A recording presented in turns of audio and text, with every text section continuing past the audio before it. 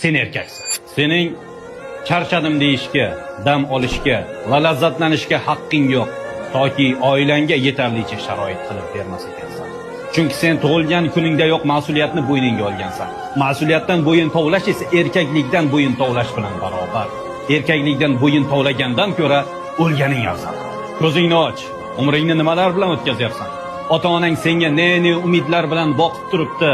Erkak kishi faqatgina qabrda hech narsani o'ylamasdan yotishi mumkin. Tirik erkak esa hatto tushida ham oilasining g'ami bilan bo'ladi. Sen nima? Pasportimdagi bitta erkak degan nom bilan erkak bo'lib qolaman deb o'ylading. Chuchvarani xom sanarsan. Erkaklik degani bu tug'ilishdan o'lishgacha bo'lgan jangni anglatadi.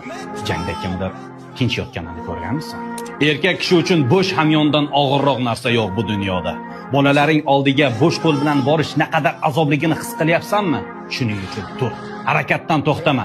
Sening dam olishga haq